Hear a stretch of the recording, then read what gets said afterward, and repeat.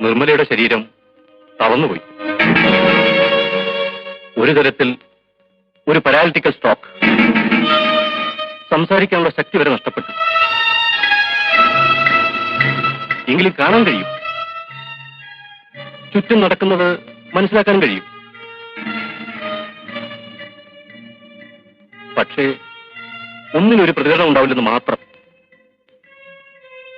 Most unfortunately like A vegetable. ചികിത്സിക്കാൻ നമുക്ക് കഴിയാവുന്നതെല്ലാം ചെയ്യാൻ ചെയ്തു. പക്ഷേ എത്രത്തോളം പ്രയോജനപ്പെടുമെന്ന് ഇപ്പൊ ഉറപ്പ് പറയാൻ പറ്റില്ല.